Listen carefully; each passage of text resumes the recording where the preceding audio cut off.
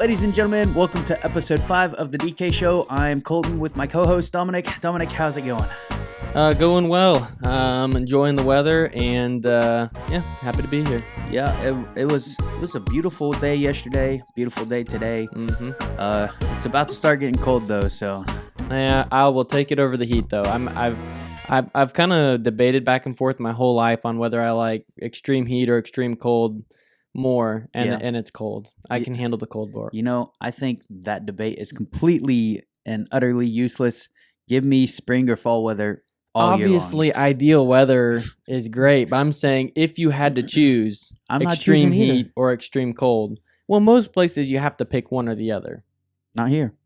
I mean, it was like 110 degrees this summer, bro. We get all four, bro. That's true. Sometimes. All right. Anyways, let's get into some news from last night. So some unfortunate news coming out of Lamar. According to the Lamar Police Department page, there is an investigation into the assault after the football game. It's still ongoing. The assault occurred directly south of the stadium near the intersection of 6th and Maple. At this time, we can say that as a result of the investigation, this assault was not related to the football game. The juvenile suspects have been identified and are not students of either school involved in the game. There was no current football players involved in the assault. One Lamar High School student was injured and transported to a regional hospital, I believe, via helicopter. Thankfully, he is reported to be in stable condition currently. At this time, there is one juvenile in custody being held at the Jasper County Juvenile Detention Center for first-degree assault. We are currently seeking others involved in the incident for questioning. We are aware of a lot of information about this incident on social media. Unfortunately, much of what we have seen is not accurate. We encourage everyone to rely on verifiable sources for their information, and they will continue to update as they get updates. Yeah. I mean, it was. We can both attest to that. I mean, there were rumors and things like that going around, but still very very sad situation. Mm-hmm. Someone's still getting attacked like that, and I'm glad that they put out a statement where we can actually have some verifiable information. Because I mean, you and I, after the game, I mean, we saw the helicopter, we saw police and stuff, and so a lot of stuff going around. Yeah, definitely scary time. Prayers to the family. Absolutely. Prayers to the coaches, the players, and just the town of Lamar. That's something you never want to hear about anywhere. Yeah, absolutely. With that said, let's move on to the football game. And what were your thoughts on this one? Because it was rather unentertaining. Well, I mean, it's one of those where, kind of going into the game, what to expect, not expecting it to be a pretty close game. And so, for parents, you may be like in the crowd going, hey, my kid may get a shot to be in this game and get to see what he can do. Technically, I mean, you're going against another varsity program, so getting to play against other starters in the conference, I guess. So, yeah. That's just kind of the thoughts going into it. And then basically the rest of it was just what you expected. We got up early and played pretty well, I think. I mean, not many mistakes as far as I can remember, penalties or anything like that. Is there anything that you can remember from the game that was particularly needed work? Not anything that needed work exactly. There was like tiny details that could be cleaned up, obviously, but with every win, you have details you can clean up. With every loss, you have details you can clean up. Our special teams did not have a great performance this game, I think. I think we allowed for plenty of returns. We had one muff punt or kickoff, something. Punt. It was a punt. We had a muff punt. Yep. And so the most consistent part of our game wasn't necessarily great. Well, and, that's something we had, 2 straight special team scoring games. And then we had this game where we had I noticed that the most yards they had, I think, all night were on special teams against us. And so I think it was number 5 on their team. He's kind of shifty, and then there was one other guy on returns who was able to, move a little bit. And honestly, they didn't have a lot of success on offense, but the couple times that they had success, it was running to the outside with some of those speedier players. So they had some guys that were speedy, but obviously didn't help them get into the end zone until second half. I think on our varsity defense, I don't know if they had positive yards against them. Oh, really? Yeah, it was close. I'm gonna have to go back and look at their stats, but that's tough. Yeah, until we put our JV in, it wasn't going anywhere. Yeah. Let's take a look over the stats. We had Alex Wilkerson, who threw 3 touchdowns, which is phenomenal. Yep. We talked about this with Luke. Nothing's more exciting than watching a high schooler throw bombs for touchdowns. So he had 5 completed passes, 122 yards, 3 touchdowns. And then he also had a 2-point conversion that he flicked to to Travis Rourke. Kelce. Yeah. We were sitting at the sidelines, and I couldn't remember. I forgot Rourke had changed his number, so I was like, who is that? And then I was like, oh, wait, that's Travis Kelce. Go Kelce. Yeah. And it was kind of, it reminded me of the Chiefs play where you have the tight end kind of, what is it? Sweep loop around. back around. Yeah, loop back around. Yeah. And you just flick it in.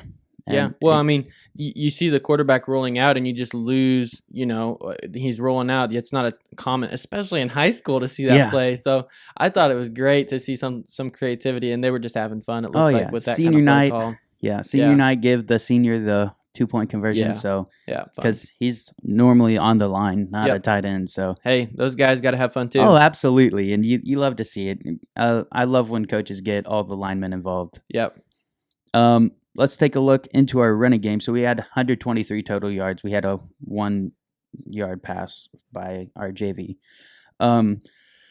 We had 3 rushers rush for over 60 yards.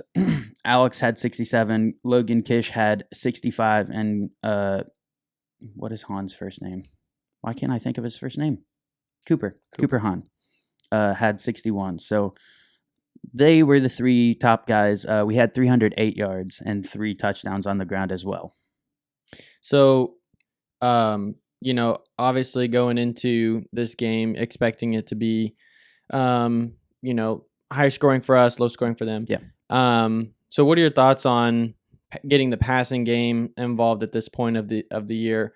I mean, obviously they didn't do it to the point where it stops the clock a lot. Mm-hmm. But, I mean, at some point, it's kind of like, do you need to? Or is this something where you think they're saying, hey, we're wanting to get that involved for the postseason and try and get some things in the works, so that way when we get to a team that maybe is a little bit more formidable, we have a couple options to keep them honest? Yeah, I definitely think it matters for the playoffs. You run it in a game, that way you're comfortable with it in a game.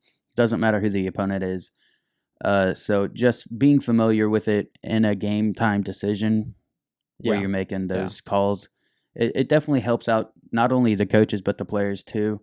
So, sure. Yeah. So I think I like the game plan going into this one. Granted, 7 passes isn't a whole lot, but for us, we thought we were going back to the spin offense, and then we come out here and we're throwing the ball, and we didn't really spin a whole lot as much as we did the past few weeks. Yeah. No, not really. So it was nice to see that we have a little bit of this variety coming into our offense, where we're not sitting on spin offense only or pass run offense like we do in college.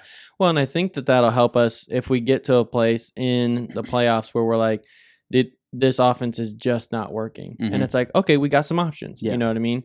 Or if it's a defense that's actually capable of stopping, Lamar's run offense, you can say, all right, if you're going to crowd your linebackers, we'll throw right behind you. Mm-hmm. And you have one guy to beat. So it's something on tape even that defenses have to prepare for. And that extra second of hesitation is like, do I Yeah. need to step back at all? And so I think it'll help them for sure. Yeah, we definitely saw we're capable of catching contested passes too. Oh man, what a catch, That was dude. great, man. Just Chase jumping over the top of the defender, and he fought for that ball on the way down. The concentration level for a high school athlete to be able to go up and get that. It wasn't like he concentrated and positioned into, an easier catch. He just took it from the guy. Oh, yeah. I mean, he just straight up timed it and took it from the guy. And of course, Ty goes to the receiver, but Oh, my yeah. goodness, that was awesome to see. Like, Yeah. you don't get to see that in high school football or, especially Lamar run Yeah. team. Like, you don't get to see stuff like No. that. So, I mean, getting to see the little tight end flip and then the Randy Moss catch in the Yeah. end zone there, it's kind of fun. It's great. This has obviously been one of the best seasons watching wise that for my opinion. But I've really enjoyed watching this offense go into it, and it's been pretty impressive what they've done. Yeah. Speaking of impressive, this defense, man, they are lights out. I can't remember if it's TJ Ansley, number 30. He had 10 tackles last night, and 2 of them were for a loss. We had, let's see, I have a total. We had 10 tackles for a loss last night. Okay. Yeah. That is crazy. We had 1 pass defense. We had a fumble for a touchdown. Yeah. We'll get into that here in a couple seconds, but 3 fumble recoveries. 2 of them were forced. 1 was a mishandled handoff. But our defense has looked really good, and I look forward to seeing them in 2 weeks. Yeah, so one of the things I noticed that we do a really good job in is getting a lot of penetration through that offensive line. And so I think that the only downside to that kind of aggression on defense and getting through is just the things that probably you're not going to see, like a screenplay or a draw or maybe some what am I trying to say? Inside zones from the pocket. Like if you're out of shotgun. So there's some plays, where you can really get burnt by being overly committed. Yeah. But I feel like our D line is mostly getting through, and it's not like linebackers overly committing too much. There's a couple times where our outside linebacker, I don't know if it's an official blitz or if they just know the play and they're just guessing, but they line up really close on that 9 position on the edge of the line, and they just shoot for it. Gotcha. And so I haven't seen any big misses or anything. So I think that just kind of goes to the coaching, staying disciplined, but they look super aggressive to the ball. And so I'm guessing that's just a product of good coaching and watching film and anticipating what the play call is. But yeah, I've noticed that we get through the line of scrimmage. It's not like we're just stopping it at the line, but we're getting through and stopping a lot in the backfield. Yeah. Our defense has obviously been probably the second best part of our game outside of special teams. So Juan Juarez was 5 for 6 on PAT. So he missed one, but he came back and got it a couple touchdowns later. So you like to see him go 5 for 6 or just stay one off of perfect. Yeah. Penalties. We were really clean this week. Yep. We only had 3 penalties, and it only totaled to 9 yards. There was a couple holdings, so I don't really know how to score the holdings when it comes to it, because it's technically a 10-yard penalty from the spot of the foul. So there's times where we get a first down on the run, and then there's a holding, and we still get a first down because the holding was so far down the field. I count it as a penalty, and I don't count the yards. Yeah. Because if you want to be completely real about it, it should be like a 46-yard penalty. If it's a 46-yard run, they score, and then you're going back to the 46. It should be, but I didn't really know how to score it, so I gave us 9 yards for it because that's how many yards we lost because of it. So okay, yeah, that's just the inside to my stat page. Yeah. So did you have I think we can add in just a picture of the stop at the 1 yard line where is it Ian Googie was running down on the sideline, and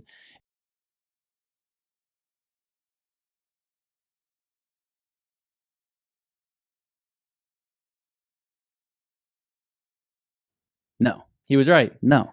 Dude, he was not right. His knee was clearly down, and the ball was clearly over. No. Oh, yeah.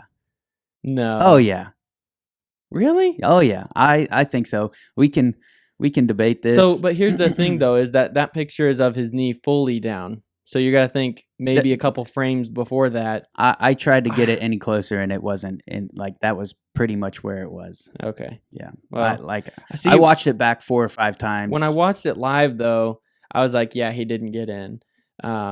It was very close. I mean, he reached out. Yeah. But it was a good effort. I mean, it just thinks that you get that close, and then you don't get. If you knock over the pylon and it's that close, you might as well just give it to him. No. Come on, bro. Come on, man. Here's what we need to do. We need to go and tell them, hey, we're going to get some of those pylon cameras because we want to see that real time. Yeah, no, that's not happening. Well, those probably you're cost paying way for too much. Chill out here.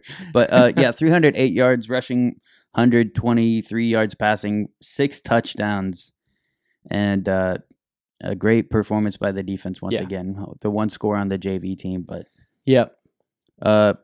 Let's talk about the start of the third quarter. So we obviously want to keep on our varsity squad for at least 1 or 2 drives going into the second half. We kick the ball off. They don't do anything. They fumble the ball, I believe. Then we get down to the 1-yard line. We get stopped, and I watched that one back, and I'm pretty sure they made a good call on that one too. So maybe the line judges did their job. Maybe they did a good job. So, but you get 1st and goal, and what do? You knee the ball 4 times. To me, I don't find that any less disrespectful than going in and scoring. So in my mind, there's at least 2 schools of thought on this. Yeah. Right. I think I know both of them. Yeah. So the first is, okay, we're going to knee the ball so that way, clock runs out, and we're just trying to say, hey, we don't need to score here, and kind of just showing them that you're not trying to run up the score. And I think that may be part of what they were trying to say to them. Is we probably could. We're just really not trying to do that to you guys. And in my mind, that for me as a player, I would be like, Yeah, that would make me so seems much more mad. disrespectful because of the fact that you're saying we could score if we wanted to. We're just gonna. Yeah. And it's victory formation is called victory formation whenever you get to end the game. Yeah. And so to do that, it just seems a little out of place. Yeah. I don't know. It seems like you're calling the game there. Granted, we're up 42-0, could be 49. It's basically over. But right at that point, why don't you just put in your JV team? Yeah. Let them get the goal line action, because they really don't get all that action. And Luke talked about coming in and trying to get the younger guys in. Yeah. Why not give them a chance? And then putting them at the 5-yard line when they've had 8 tackles for a loss, probably at that point, you know something's not going to happen. And then the next play, they go in, fumble it, and they score anyway. Yeah. I mean, it's just one of those things. What did you? Yeah, I don't know. I don't know. Honestly, there's no right decision here for the coach, because it's not gonna make everybody happy. That's true. So it just comes down to, I guess, your philosophy of the game, Yeah. But not many. I mean, it's not like every coach has to face that either, where you're up 42. Was it 42-0 at halftime, and it's but in my mind, it makes, at least to me, it makes more sense to say, all right, we're going to put in our JV, and if they keep scoring, then it is what it is. But we're not going to try and run up the score. We're not going to try and get anyone hurt or anything like that. So it's one of those sticky situations where you're not going to win no matter what you do. So I mean, it is what it is, and I don't know. Yeah, I'd be kind of curious to hear what the players and coaches from the other team think. And maybe it's something that there's something to it we don't know. There's always that possibility of there was just something about that particular situation where it was the best choice. Yeah. And so yeah, I'd love to be able to hear what the thoughts behind that and stuff, because at the end of the day, like you said, players may take it a certain way or whatever, but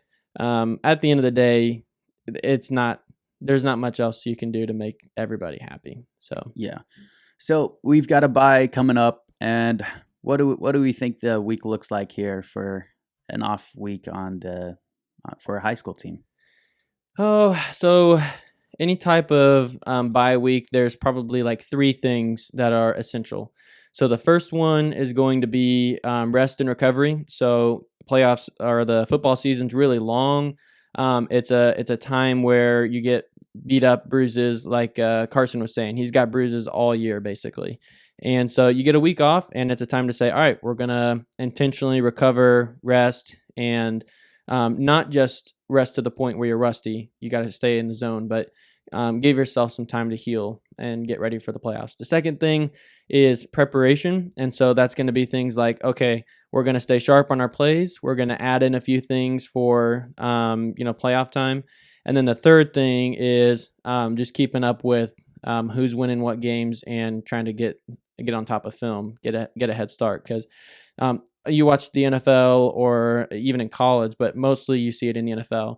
Teams coming off of a bye week tend to have an advantage because they've had time to rest and watch more film and prepare. Yeah. So I'm looking to see, hey, are they taking the time and using it, or are they just taking a break? But I would imagine, Lamar, a successful high school, they've got a system down for what they're doing here. So that's my thoughts on it. What do you think? Yeah, we're pretty used to getting this bye week come conference or districts time. So I feel like they've got a pretty good game plan of how it's gonna go.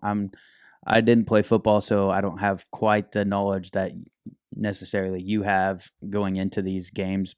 And for swim, there was never a time where we had an entire week off to where we just kind of went with practice, chilled out a little bit, and then so I'm not too sure.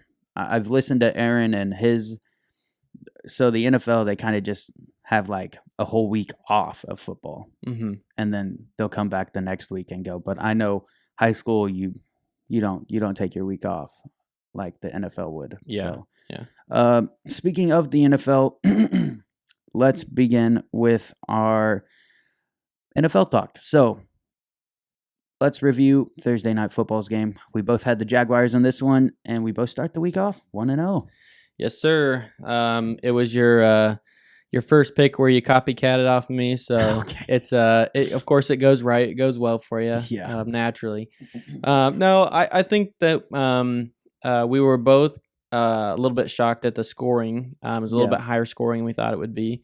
But so when you look at the game, it comes down to kind of what I thought, at least in my mind, the way the game went. It comes down to who's got the better quarterback at the end of the game. If it's close, you go with the guy who is better. So do you think that the Saints are looking at Derek Carr and they're saying, okay, maybe he's not who we hoped he was, or do you think they're looking at him saying he's basically who we thought he was, it's just not enough to get us where we want to go? They're one drop away from possibly winning this game. Yeah. Because Foster Moreau drops that touchdown in the end zone.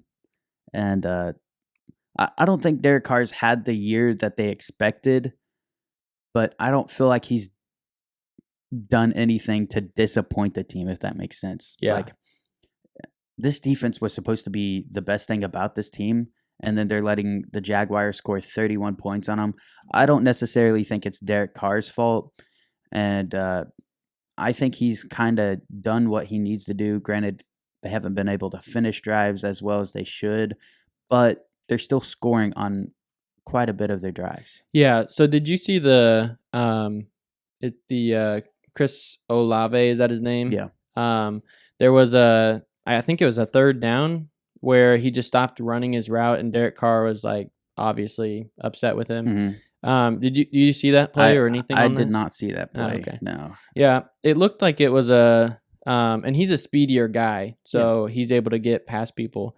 But it looked like he was supposed to run kind of like a hesitation route and then a go. and he just stopped. And so Derek Carr threw it, and he just threw it way down the field, and nobody was there. But anyways, it was weird. It was just kind of one of those things where it's like, I wonder how many times in a game a quarterback goes out and is on a different page than a receiver. Yeah. Like, I mean, it looked like he stopped his route, but maybe he thought he was running. I don't know. I don't know. It's one of those things you have to ask them to know what they were thinking at that Yeah. time. And let's be honest, when you're on the football field, you kind of black out, don't you? I mean, there's certain times Yeah. that you do, especially if it's a high pressure situation. It can just be like instinct taking over. But that is part of the at the NFL level, at least, that's part of the discipline. Is like, Yeah. you got to be in control. You can't do it's Tyrod Taylor. You can't do that, where you check to a run play on fourth or whatever going into halftime. So, anyways, yeah, oh boy, I forgot about that. it was sad. That was crazy. I don't blame him though. You got Saquon back there. It's probably your best bet. Did we review that? Yeah, because he would have had at least 2 more attempts into the end zone if they passed it. So we didn't have timeouts. You run the ball, and you can't get back in time to clock it. Mm-hmm. That was the problem. Yeah. Whereas it was only like second down, so you just throw it in the end zone a couple times and then maybe run it. So, yeah. Speaking of the team they played against, let's move on to our preview for the NFL, and let's go with. Let's pull up the spreads here, and our first game is the Buffalo Bills versus the New England Patriots. So, AFC East division game here. The Bills are a 7.5 point favorite, and I'll go ahead and let you take over this one. You're gonna let me go ahead and pick first? Yeah, well, I'm just gonna let you talk about it first. If you pick first, you pick first. All right. So when I see Bills Patriots, it comes to mind as this. Okay, 2 things. One, the New England Patriots have been like manhandled by a couple teams this year. However, for whatever reason, it just seems like Josh Allen plays to the level of his opponents. I don't know what it is. Sometimes he has big games, but you expect this game to be kind of an easier win. I don't expect it maybe to be a blowout, but I would imagine something like, 28-10, something like that. But I don't know. It's just one of those weird feelings where it's like, Bill Belichick could have something up his sleeve for Josh Allen, who is known to want to play hero ball and get down the field and make a bunch of mistakes. So I don't know. Yeah. I don't know the point differential. I know who's going to win the game. Yeah. Honestly, obviously it's the Bills. Yeah. I think they might go out and win by 10 plus. So, because you look at the Patriots, and anytime they go against a team that is looking at the playoffs, they don't do well. So, yeah. I don't see a way the Patriots pull off upset here at all. So, you're going Bills? Are you going to take the 7.5? I think I would for sure. Yeah, I'm going to take 7.5. All right. Yeah. Let's move on to game number 2. It's the Detroit Lions versus the Baltimore Ravens, and surprisingly, the Ravens are 3-point favorites here. Yeah, it's intriguing to see that, but here's what we'll do. We'll alternate here, so I'll let you go ahead and you want me to talk about it first? Yeah, go for it. I'd like to go ahead and apologize to all the Detroit Lions fans out there, because I don't have any faith in you. And guess what? I still don't have any faith in you. Bro, you got to get over it. I'm not going to get over it. No David Montgomery, no Craig Reynolds, I think, is what I read. So they don't have a run game, which, I don't really find, like, I just don't know what to say here, because their run game has been something that's kind of helped them out, especially once you get closer to the goal line, and they're not going to have that, and I don't think Baltimore is going to give up big plays. So I'll go ahead and pick this game first. I'm going to take the Baltimore Ravens. Yeah, okay. So, Jared Goff's been playing well. They've had a great year.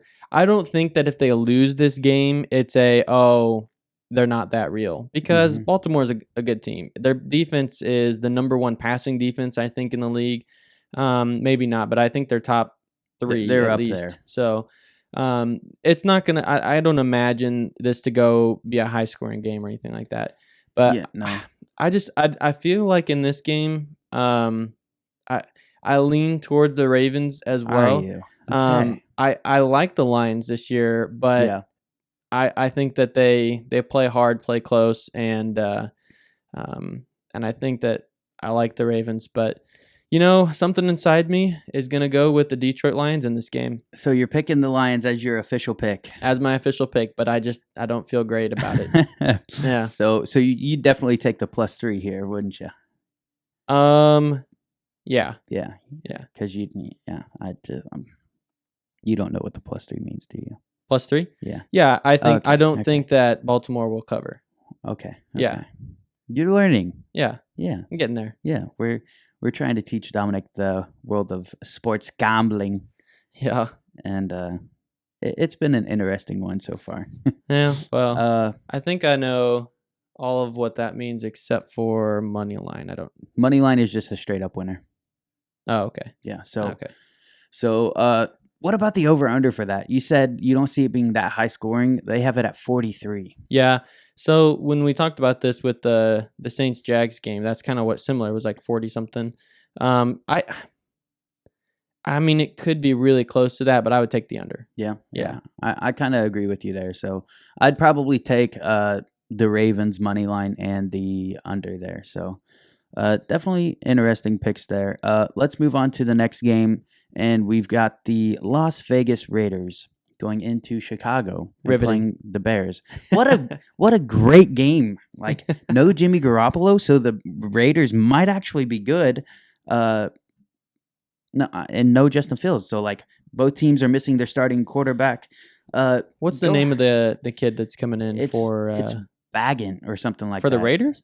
Oh, for the Raiders, it's Brian Hoyer or Aiden O'Connell. It's one Okay, of those two. get O'Connell in there. I Yeah. like him. Yeah, I agree. I'd like to see them go with the younger guy. Yeah. Brian Hoyer is probably more of a win now guy.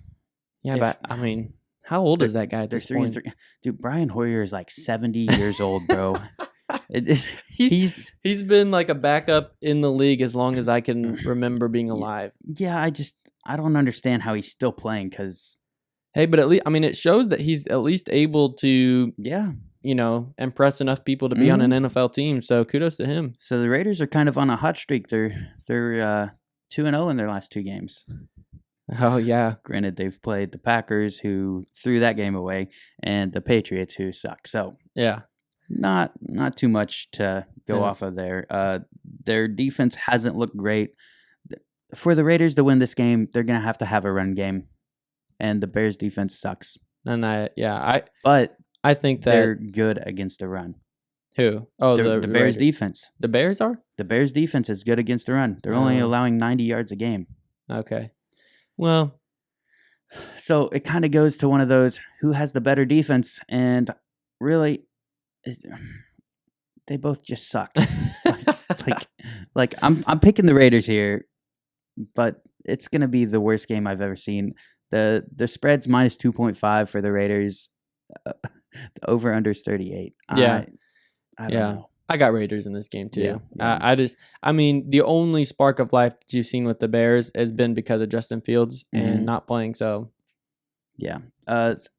Next game is kind of similar to this. No, don't even say that, bro. I hate to say that, but like if you scroll up just a tiny bit and keep the spread in and the over under, it's a 0.5 difference in both categories. The Washington Commanders taking on the New York Giants at MetLife. Yeah, but the difference, like the spread can be the same and all that, but the difference is you said that the Raiders and Bears suck. We don't suck that bad, okay? The Giants suck, bro. Hey, we're not that bad. We are, but granted, your schedule has involved 4 people who were in the playoffs last year. Yeah, I looked at the beginning of the year, and our schedule was, I think, one of the top 5 most difficult schedules. Yeah. So, but the difference is last year we played decent. I mean, we weren't playing great teams, but we were in close games and won. This year, we're not even we're not even playing close. Yeah. So I honestly do not like our matchup for whatever reason with the Commanders. So it's an in division game. It's going to be played pretty tough. We know each other pretty well, and it's just our offenses both stink. But I do believe that that the Commanders' offensive scheme is built a little bit better than ours. Yeah. And so unless Saquon has 120, 30 yards and a couple touchdowns, I would expect that we're going to lose this game. You're picking the Commanders. It breaks my heart. Oh, man, that sucks because I'm picking the Giants, and we're getting that dub, boy. What? I'm picking the Giants. Why? Because Tyrod Taylor has shown he can play ball. Compared to Daniel Jones, the end of the second half. Compared to Daniel Jones, he's looked good. Granted, he's only played one game. But so you really think that Tyrod Taylor is better than Daniel Jones? I think this is the game where the Giants show, hey, we're not this bad of a team. We're just inconsistent with how we play. So here's my thing. Tyrod Taylor came in, and for whatever reason, you can have a morale boost or whatever. I think part of the success we had against the Bills is because Daboll literally came from the Bills, and so he knows a lot of their infrastructure and all that stuff. And so it's easier to play tight in a game like that. Yeah. I really don't think that our offense is the problem being something to do with the quarterback. Like, I think that obviously you have a great quarterback in there. It elevates the game, whatever. But our offensive line is terrible. It is. It's absolutely terrible. I mean, it took Saquon a minute to get moving last week, but maybe he's like I have a feeling he's just back to Saquon, like as in like how he was week 1 when he played. Yeah.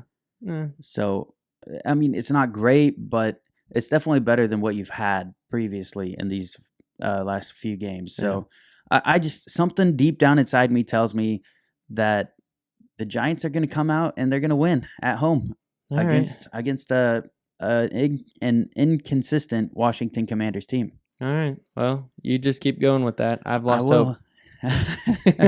Bro, when you lose hope, I gain faith. So let's go to an NFC South game. Yeah, speaking of hope and loving Atlanta for some reason this year, bro. You weren't supposed to mention that. Atlanta Falcons take on Tampa Bay in Florida, and you can take this one. All right.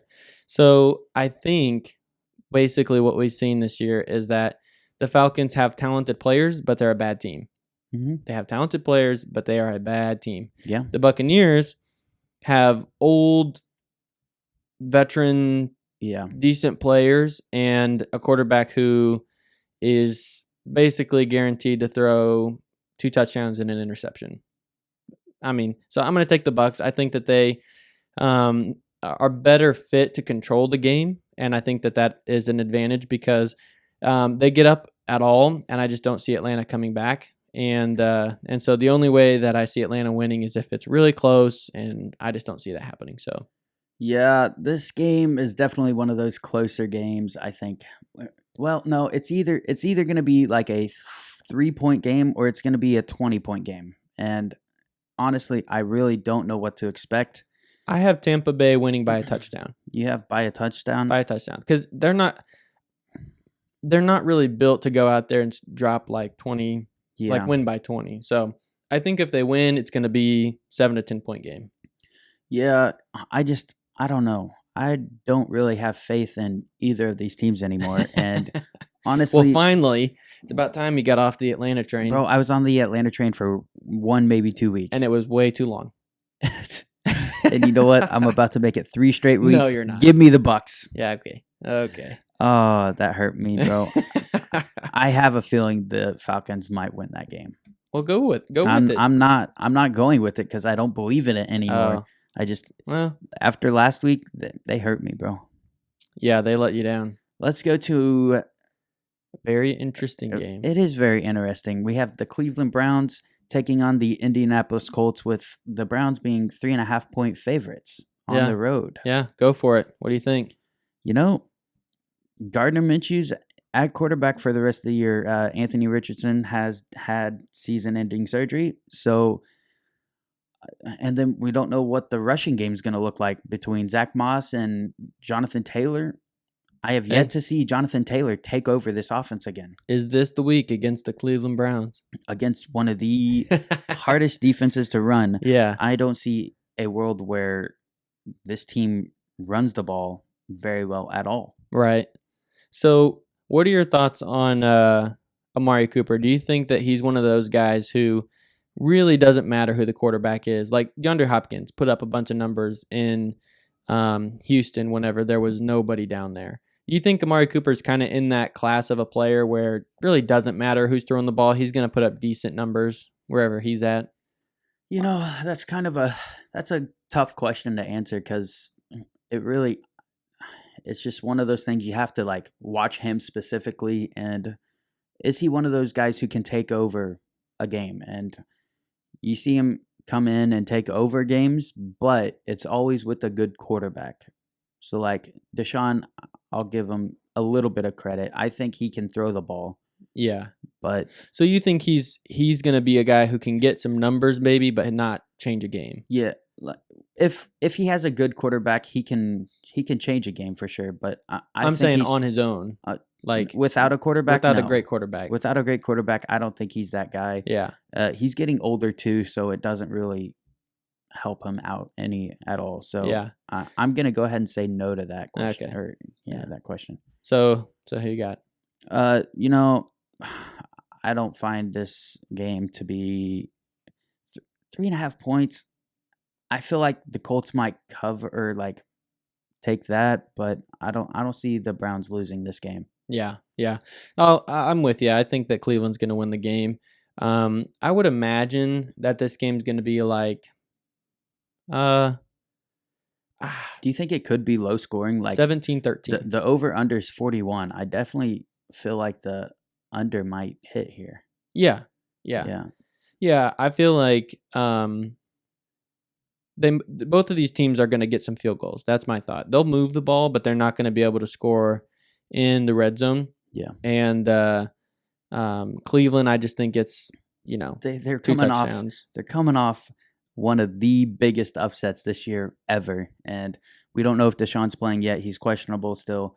I feel like he might come back this week though, and I think that'll help the Browns come out and win that game, and then at that point they're looking at being a division champion. Oh man, it's a weird world we live in. Isn't that so weird? Like they're beating the number one team in the NFL with the third string quarterback, and now they just might be the best team in the NFL.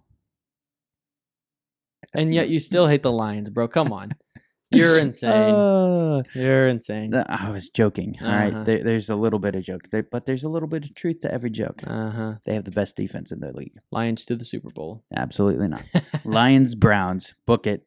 Ooh. What a horrible Talk about Super Bowl. Ratings. Taylor Swift has to come in for the halftime show now. Yeah, has to. Like, she's going to break up with Travis and drop a huge... Oh, can you imagine? A huge album during the halftime show while Travis is in attendance. Should be ugly. All right, let's move on to our first afternoon game. We've got the Arizona Cardinals taking on the Seattle Seahawks, with Seattle being 8.5-point favorites. I want to go first on this one. Yeah. I said I don't like this team at all, talking about the Cardinals, and 8.5 points is crazy. But, I just look at the Seahawks and they just have the star power here to go out and win by 8.5 points. They have the star power to put up these numbers. Last week, they struggled against the Bengals. I think being away was a little bit of a difficult situation for them. But I'm going to go ahead and take the Seahawks 8.5 here. I don't like it. I'd take their money line over anything, but the odds aren't great there. I could see them winning by 8. I could see them winning by 4. Any game Arizona's lost has been by 10+ points, minus the game against the Giants. The greatest comeback ever. No, no, no. So I'm gonna say that the Seahawks win by 8.5 points. Okay. Yeah, I feel like this is one of those games where it's in their division, so they know each other well again, and there's always that chance where they play close or whatever. But I mean, the Cardinals have been as surprisingly not the worst team. That's probably the best way to describe them. They're surprisingly not the worst team in the NFL. Yeah. But that doesn't mean they're a good team. No. And James Conner's not back, I don't think. And then No. I think Metcalf may be out. But at the end of the day, you still got other guys out there like Lockett. You got people that can play. And then as far as I can remember, still two good backs playing with you. So they have that Penny guy, isn't that right? I think he's gone. Oh, is he? But they have Kenneth Walker. Okay, and the one that I look forward to watching most is probably Jackson Smith and Jigba, the rookie out of OSU. Okay. Speaking of, Buckeyes won today against Penn State. They did. A snooze fest of a game. Yeah, it kind of was. I mean, I watched a little bit of it, and I was just kind of like, yeah, Penn State came into this game playing real conservative, not. I mean, that's how Penn State plays. Yeah, but they played conservative all the way up until there were 7 minutes left in the game, and they go for it in their own territory, and it's like, it just doesn't seem right. No, it seems weird. By the way, the Seahawks only have one good running back now. So okay, so they got rid of their other guy. Yeah. But who do you have? Do you have the Seahawks in this one? Yeah, I have the Seahawks. I'm gonna take the Seahawks, but I'm gonna say they don't cover this 8.5 points here. That's fair. Yeah. Well, that's interesting because the Cardinals don't do well when they lose. So, we'll see. But what about the over under on this one? It's 44 and a half. So that's each team scoring. That's each team 22 points. 22 points. Yeah. Actually, I like the over on this one. I'm gonna agree with you. I definitely like the over. I feel like Seattle might drop 28 points, and then maybe Arizona drops 24 or something. Yeah. So yeah, I think that's possible. The only thing I would say is I would expect I would expect at least one turnover from Arizona. Yeah, definitely. Could definitely see that, and maybe not just. It'd have to be a fumble. I don't see Joshua Dobbs throwing an interception. That might be my hot take of the week. Okay, well, my hot take is that he throws an interception. So you've nailed the two that you've called so far. That's right. So yeah, maybe let's go to another interesting game because I don't understand how the Pittsburgh Steelers are 3-2 in this. In the NFL right now. Pittsburgh Steelers take on Los Angeles at SoFi Stadium in downtown LA. 3-point favorites to the Rams. Yeah.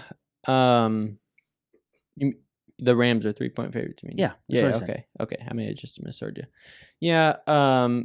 It's closer than I thought. I mean, I've been kind of high on the Rams this year. Mm-hmm. I like them. I think they'll win this game, but the Steelers, man, I mean, they always play tough. Kenny Pickett, I don't think he is. I think if you put somebody else in that quarterback position for them, they do better. I think that he is one of those guys who his play looks better than what it, even though it doesn't look great, but it looks better than what it could be because he's got a lot of talent, I think, around him actually. Whereas I think, honestly, you put Daniel Jones in there, I think he does a lot better, you know what I mean, than Kenny Pickett. In Daniel Jones is better than Kenny Pickett? Absolutely.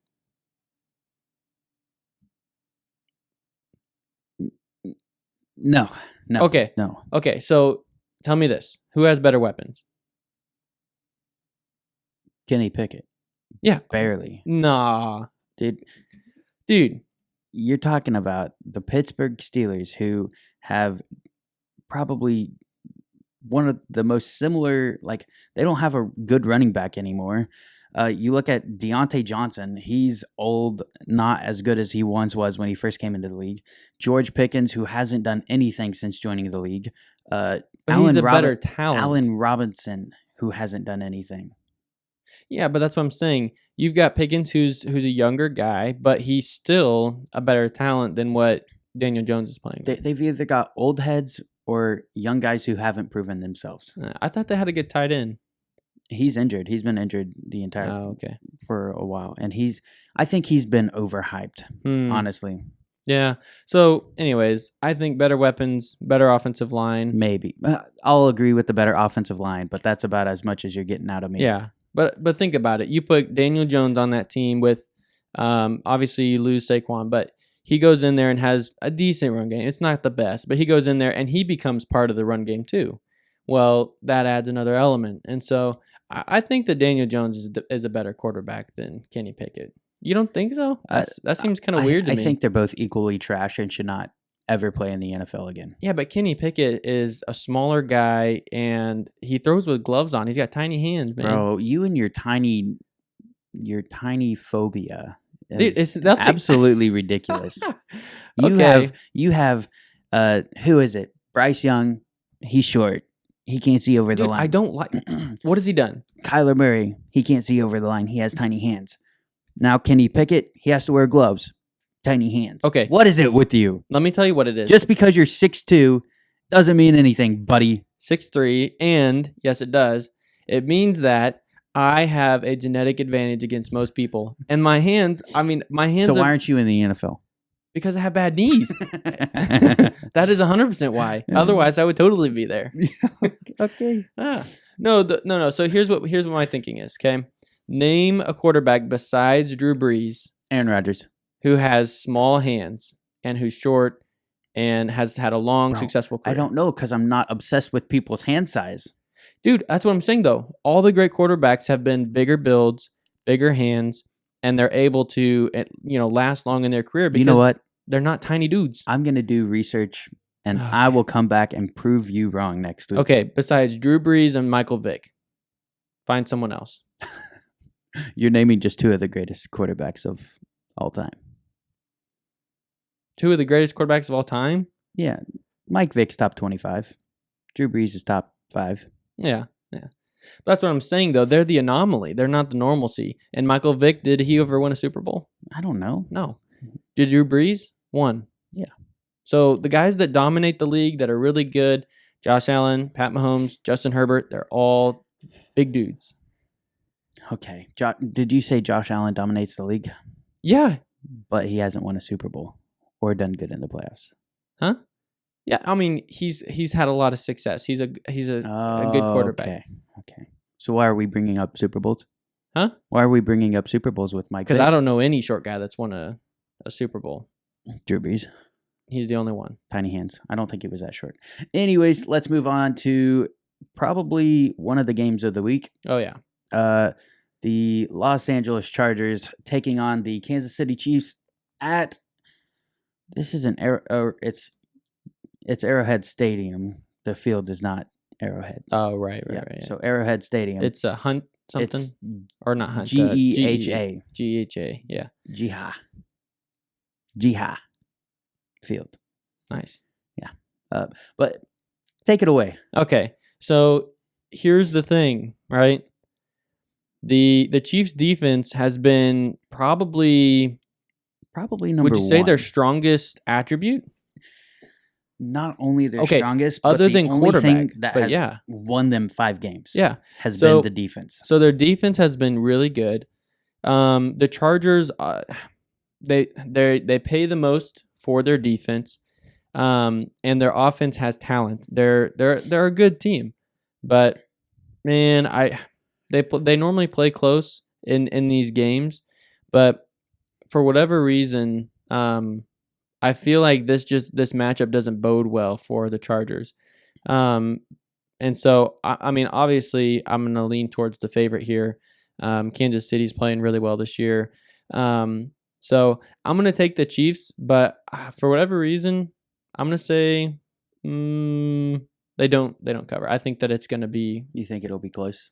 I think it'll be 3 points. 3 points? Yeah. I kind of agree with that. Justin Herbert, he's played well. Mm-hmm. He's played clean.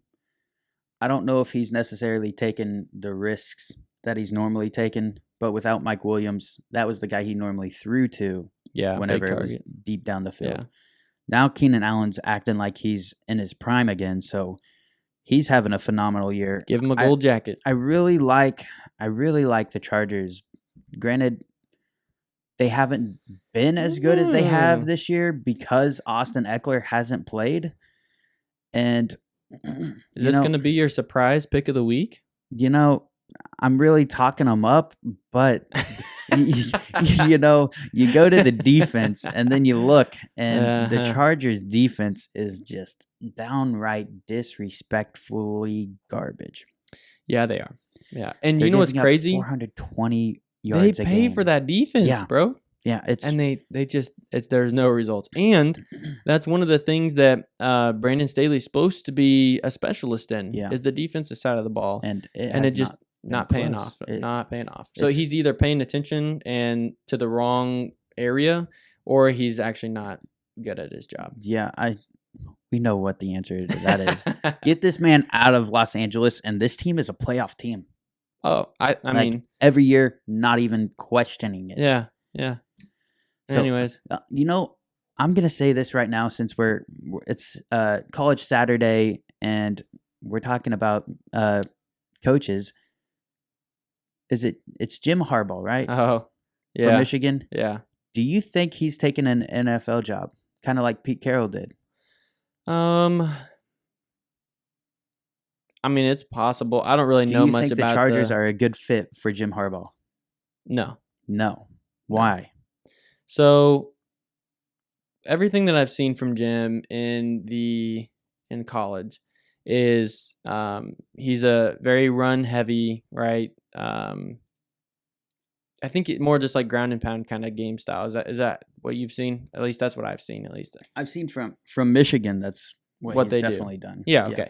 So I think that for the Chargers to thrive, they need creativity on the offense. And I think that's what you've seen in some of the better teams. So the 49ers, they have a good defense and they have good weapons, but a lot of it's because they're creative on offense. So like if you had McCaffrey and you didn't do anything unique with him, you just ran him, you know what I mean? Like a running back. Yeah, I don't think you're going to see them as successful. And so I think that that's what the Chargers need. Someone like even like Brian Daboll would have been a great fit there, I think. Yeah. But they, for whatever reason, did not go that route. Yeah, it's definitely tough. And you look at the Chargers' last 5 games, and they've all been one possession games. You know what? Book it. I'm calling it first upset. Chargers. You talked yourself into the Chiefs, and this is where I get another win. Oh man, what am I doing? I have no clue, bro. I have no clue either, but I just like it. I like it, honestly. I love it because we're moving to a game where we give me the Packers by a million, bro. Flip a coin. Flip a coin. You are kidding. No. Flip a coin. All right, since you want to say flip a coin, you talk first. I want to listen. Okay, so hear me out. Okay, the Green Bay Packers and the Denver Broncos. What do they have in common? What do they have in common? No, I'm listening. Okay. I'm listening. So here's what they have in common, okay? They both have underperforming quarterbacks. Jordan Love had a decent start, but he's not played well. He's not going to be able to be like, oh, I'm going to carry this team to a win. So I think that both of these teams are going to try and control the game a little bit. And you're wrong. And I think it's going to be a low-scoring game. I'm definitely taking the under in this game. And I really think that it's a flip of the coin here. Like, dude, you're going to pick the Packers to win by what? You make me laugh, bro. This team has not performed well. I will give you that. But, Russell Wilson has performed very well. You said they both have underperforming quarterbacks. You're wrong.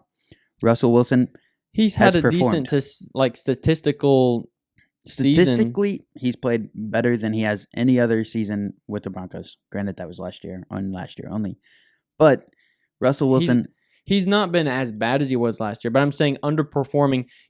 How much is he getting paid? He's getting paid. I don't care how much he's getting paid. But that matters because if you're getting paid $40 million a year, look at the people around you. Play like Dak Prescott. Well, Daniel Jones doesn't count. I'm not counting him. But you're talking about some of the best quarterbacks in the league.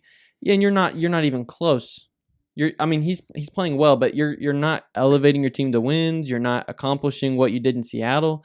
And so, in my mind, he's underperforming. Now, It's hard to win when your defense is dropping or letting the other team score 30 points a game.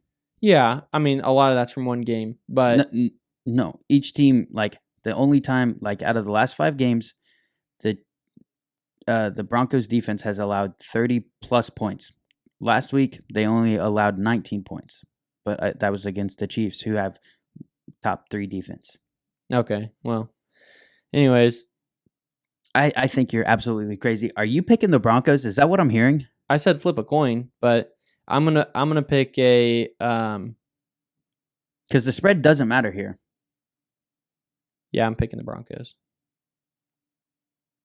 And he was saying I was crazy for picking the Chargers over the Chiefs.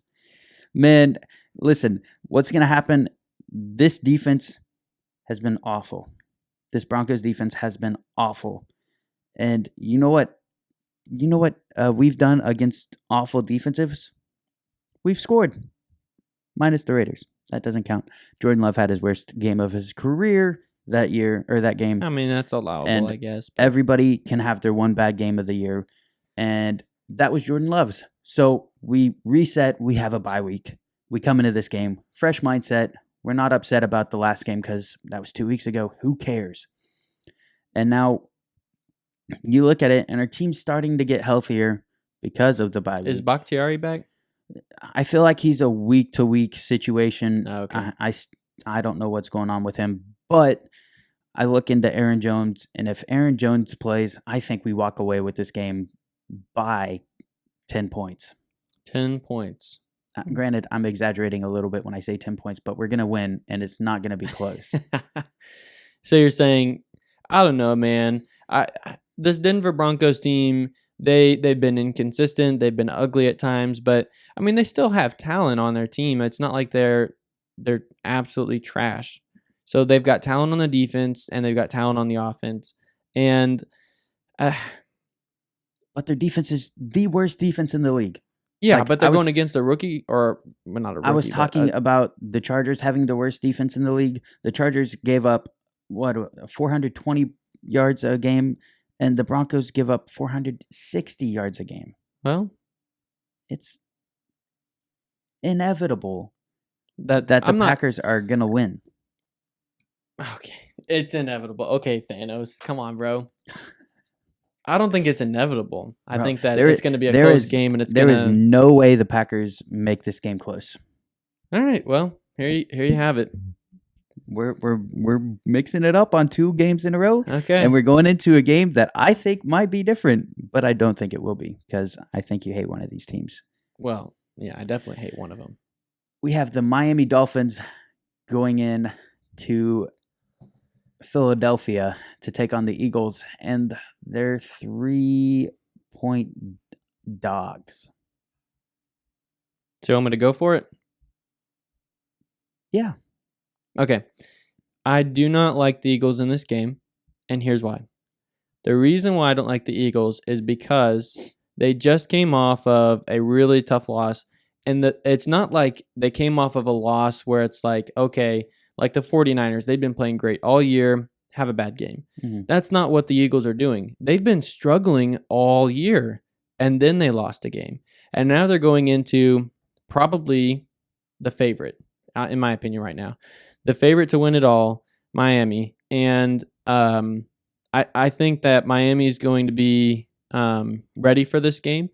And the only other thing is that like lingers in my mind is just that Bills game where I was kind of like, that was kind of weird, but I don't know. I think that's just a one-off. So I don't like the Eagles in this game because they've been struggling all year. And I think that Miami's going to actually be able to run the ball a little bit against this team.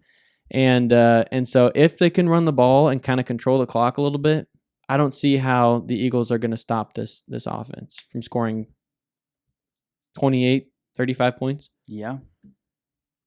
You look at this Eagles defense, and the one thing they have done is win games. I mean, granted, last week they lost, but that's because the offense didn't score. Yeah. So the defense has been phenomenal. I won't say phenomenal, but they've been the defense that they kind of expected going Sure. into this year. And honestly, I really want to say that the Eagles are going to win, and I Then do just it. I listen. Talk yourself into it I'm again. not talking myself into this one because I am going whatever it is 10-0 this week, 11-0. I've heard that before. Well, it's gonna happen this week for sure. I feel it, and it's gonna happen. Give me the Miami Dolphins. Granted, you look at the last 5 games for each of these teams, and they haven't played anybody great. Because you look at the Dolphins, they've played Carolina, the Giants, the Bills, the Broncos, and the Patriots. Then you look at the Eagles, their last 5 games are the Jets, the Rams, the Commanders, the Bucks, and the Vikings. And who struggled with those easy games? Like, it's one thing to say, "Oh, the defense is winning them."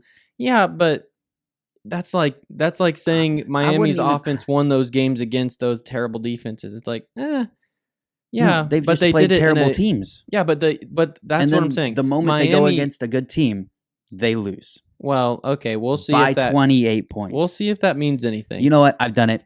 Eagles. Oh my! I'm picking the Eagles. Okay, I just got to talk long enough, and you're eventually going to switch sides. That's what's going to happen. Oh my goodness! All right, let's get into this one. It's the Monday Night Football game, and it's the 49ers taking on the Minnesota Vikings. Nothing else needs to be said except for primetime Kirk Cousins. I'm serious. It's not going to happen, bro. No, you're right. Is Justin Jefferson even playing? Let me go into that because I'm not 100% sure, but stall for me while please stall. Stalling. Yeah. So, I mean, the only thing that is concerning is the 49ers injuries to McCaffrey and Ayuk. So, I mean, that's a concern. Debo, sorry. But Minnesota is I don't even think with those 2 injuries that Minnesota's on the level of the 49ers. So I don't think that there's going to be much chance for them to even be in this game other than something crazy. Justin Jefferson's on the IR. I forgot about that. So yeah, not playing. No chance. Debo is out as well. Is McCaffrey back? McCaffrey's questionable. Trent Williams is doubtful. So the left tackle. See, this has been the problem with the 49ers, though. They have a really good team, and then they get injured. Yeah.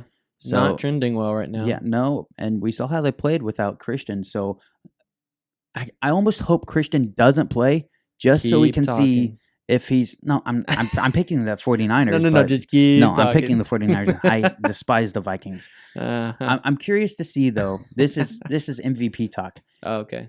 If Christian doesn't play and they lose, and then Christian comes back next week, plays the rest of the year, and just dominates, MVP. I don't see how he's going to take it from Tyreek, honestly. You mean Tua? What? You're going to give it to Tua instead MVP? of Tyreek? Yes. So you give a guy... So Cooper Kupp, he won an MVP, right? Pretty sure he did with the year that he had the Triple Crown. I'm not 100% sure. Okay. Well, I thought that he won the MVP that year, but I'm going to say if it's not a quarterback, it's going to be Tyreek. I think that's what I'm saying. I'm not going to give it to McCaffrey over Tyreek, especially if Tyreek plays all year and gets to 2,000 yards and his average yards per catch is like what? I don't know. Thought it was 19 or something. Pretty crazy. Yeah. So, I mean, I just don't see McCaffrey as a running back overtaking Tyreek this year. I don't see anybody not a quarterback winning. I mean, I agree. Yeah, that's what I'm saying. Though. Yeah, no. Speaking of quarterbacks winning, let's take a look from 2022 all the way to 2012. Adrian Peterson is the last non-quarterback to win. Is he really? Yeah. I thought Cooper Kupp got something. Aaron won it. He got Super Bowl MVP. Oh, okay. He didn't win MVP. Okay. Yeah, dude. It's I don't like that, honestly, but it sucks. But it is the way that the league is running. It's almost like the offensive player of the year is the actual MVP. Maybe. Yeah. But the if hard it comes thing down is to that if you take Aaron Rodgers off the teams that he won the MVP for, they're going to suck. And so it's because of the fact that the quarterback position is so central to the game now. It's the most important piece. Yeah, so it's kind of annoying just to see it go to a quarterback every year, but what are you going to do? Yeah, I'm going to win this week. Speaking of win, let's take a look at our DraftKings lineups that we did. We both made lineups, and we're doing a head-to-head against each other. And once I sign in here, and Dominic signs in, he's got it pulled up. Yep. Go ahead and talk over your team. Okay. Well, this is probably what I know the least, like even from the over-under and all that stuff that I'm still learning. I don't really know what I'm doing with this either. Okay. However, here, let me go ahead and make sure we're switched back here. Okay. All right, so here's my thoughts, okay? Lamar Jackson, I wanted to get a higher-ranked quarterback because they make a lot of a difference on a team like this, I'd imagine. So I like Patrick Mahomes, obviously, this week, but I think that Lamar Jackson with his dual threat capabilities is a good option against Detroit. I don't think their defense is elite in any way, and so obviously good pick there. Jacobs, we talked about the Chicago run defense. I would imagine that the Raiders are going to have to run the ball. Yeah. They're going to have to get him involved. I would imagine he's going to be maybe doesn't crack 100 yards, but I could see him getting a touchdown or two, which would be good. Yeah. Pacheco, I really like him because I like him out of the backfield. I think that he is one of those guys that Mahomes has some chemistry with and trusts, and so I think that helps. Robinson, Cooper, Lockett, those guys, those were... I don't know. I really don't know what to say. Who's Robinson? Like Allen Robinson? I think it's Wandale or something like that. Okay. So remember last week when we didn't get it to save, I picked their tight end, and then I think I also picked Terry McLaurin in that game. I can't remember. Yeah. But Wandale Robinson had 2 touchdowns in that game. So I'm going back. Brian Robinson? Is it Brian? Dude, there's a first name on there. No, this is Wandale. Or something like that. It's that a is W. That is a Giants player. What?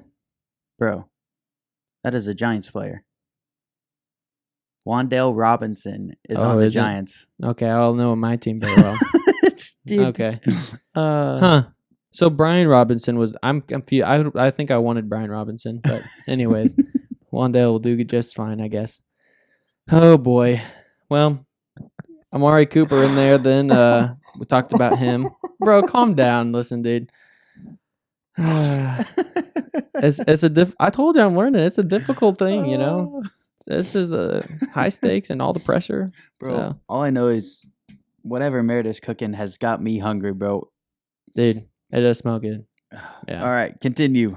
So, Tyler Lockett, Arizona's defense is not good, so I'd imagine with Metcalf being out, he's going to get some targets.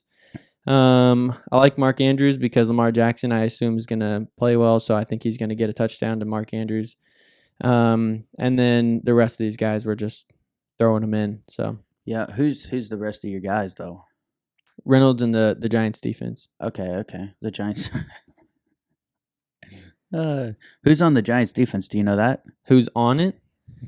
Okereke. Is Wandale Robinson on it? He's not. Okay. Yeah, he's a wide receiver. I know that much. All right. Anyways, let's move on to my team, the team that's going to win this week. We'll start with the defense. I'm going to tell you the defense that's going to win me this game. It's a good pick. The Cleveland Browns, 3,300. Definitely middle of the pack salary-wise. So, and we saw what they did against the 49ers, and I just can't pass up on that. I'm going to start with my flex. We're going to go with Kenneth Walker for this one. A game in what could be a blowout, and if it is a blowout, it's for the Seahawks. So I'm obviously going to take the running back for the Seahawks. So that's the pick. And the tight end pick, I went with Cole Kmet again. I've just really liked what they do, and with a newer quarterback in, I feel like Get the some tight targets. end is probably one of the most targeted people, either the tight end or the running back. Yeah.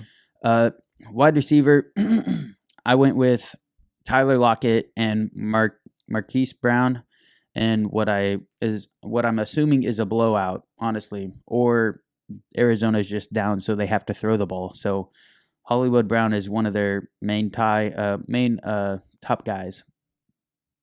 Uh, Drake London's my third wide receiver that I went with. Atlanta wide receiver. He had one heck of a game last week, and honestly, he's their main target wide receiver as well. So that's the thought on that one. I kind of stayed in the 500 or the 5,000 for my wide receivers. Yeah. For the running backs, I went with Brian Robinson, There you go. the correct guy, the Washington running back. He's played pretty good this year, and the Giants suck. So I feel like he's going to score, but the Giants are still going to win. So I have that happening. And then Josh Jacobs, they've got to get involved again, and both passing, the receiving and rushing game. So Yeah. definitely see him going up there.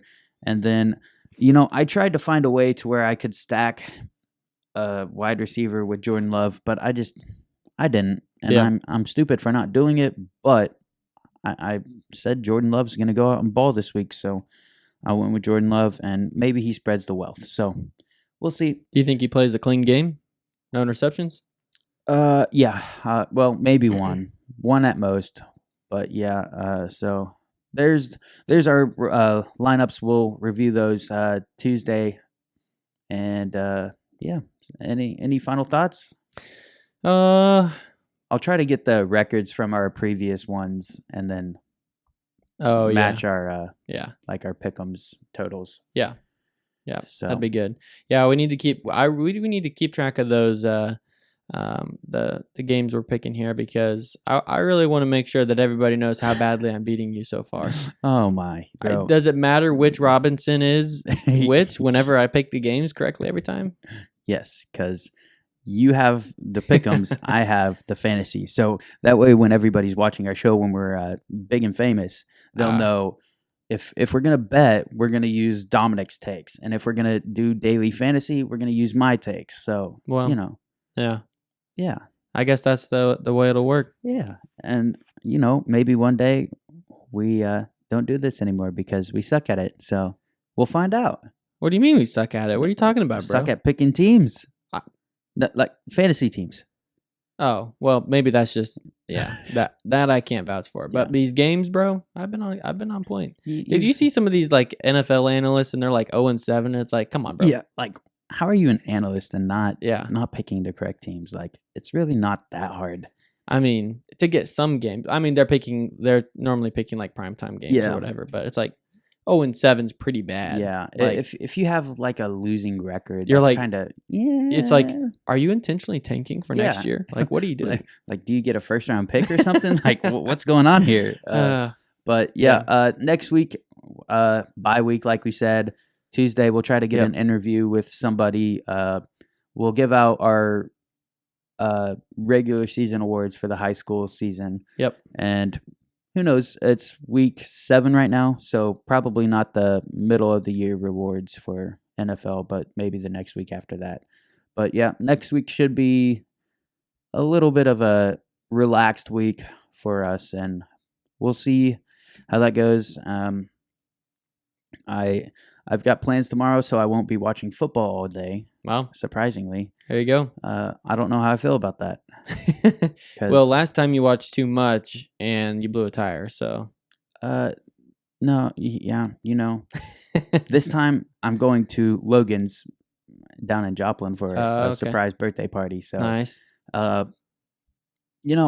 We'll see. Hopefully they got some football on the TVs there. Yeah. Well, hopefully the game that you get to see is the Broncos and Packers game, because the way the surprise party set up, it starts at 1. So I'm hoping by that time I can get home.